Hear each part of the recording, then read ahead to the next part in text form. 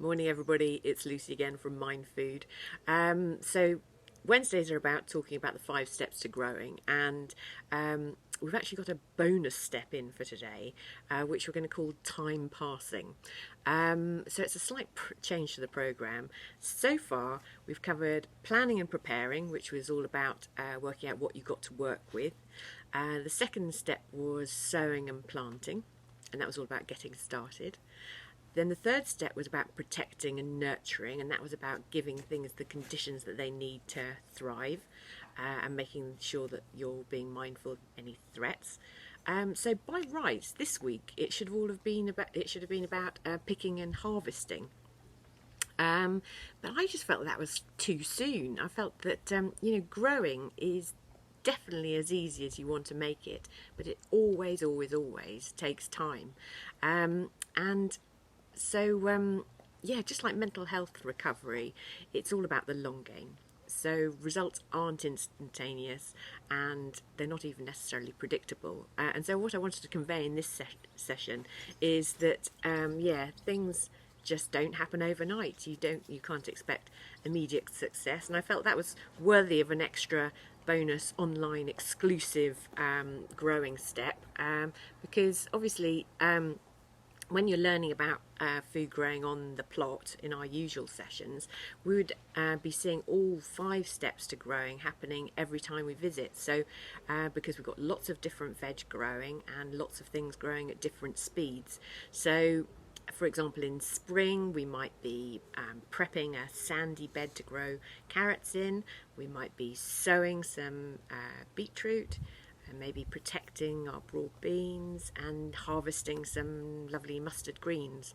And in autumn we'll have a completely different picture, and that'll be maybe we could be layering spent raised beds with some manure to nourish them.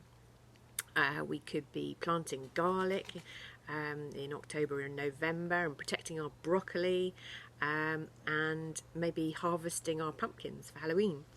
And the longer people spend time with us, the more they get to appreciate this time passing element and appreciate the changing of the seasons and what each season brings, whether it's good or bad, really. So I just thought that was worth an extra mention.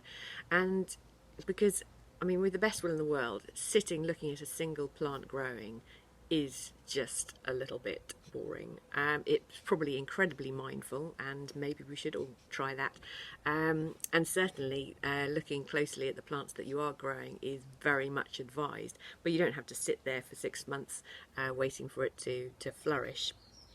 But in terms of well-being, what we think is a much better idea is to not limit your opportunities and gains, but to try lots of different things. So the same with growing, grow lots of seeds, see what comes of it, and try lots of new well-being activities and see what comes of them. What really makes food growing and gardening exciting is thinking of it a bit like creating a firework display that it unfolds in slow motion, with bursts of colour and flavour to enjoy throughout the year. And in that context, a few damp squibs or plant casualties don't really matter very much. The show goes on.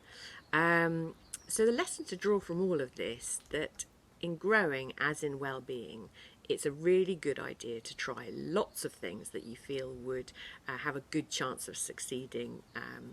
And a few wild cards are always a good idea to throw in. And there is nothing more exciting than the surprise success. And you can always go back and find out why it worked after the event. The next thing is that it's a good idea to manage your expectations. So don't expect everything to work. If you can try and adopt a win some, lose some approach, it's much easier all round. And then the other thing is that growing in a group means that you can share the gains and losses together, which is a lovely thing to do. Also, you shouldn't expect things to work overnight or even at a steady pace. Sometimes you'll be watching the ground for something to come through for ages and ages, and suddenly you see a small shoot coming up, and before you know it, the whole bed is rampant with leaves or whatever you're trying to grow. Generally, mustard greens are the fastest growing things that I know, anyway. So yeah, and also just keep plugging away at and keep learning and trying new approaches to whatever you're trying to grow. You can't control everything, so it's really important to manage what you can. And try and shrug off the things that you can't control. If you know you've done everything in your power to make things work, then actually the last bit is just you've just got to let it go. And then my final point really is that perfection is an unrealistic aspiration and will bring you no peace at all. And on that note, I'd like to leave you with a quick glance around the allotment. I was there yesterday afternoon doing some watering. And perfection it is not, but I thought it was really important to share that, because you see so many perfect gardens on telly, and that for me isn't the joy of gardening. So yeah, I'll leave you with this video. Apologies, my phone's battery died, cut short my visit, or at least the footage of it, but I'll leave you with it anyway. And if you've enjoyed this chat, as I hope you have, if you could like us, love us, or follow us on wherever you found us, and again share with anybody who you feel could benefit. Thanks very much. Bye.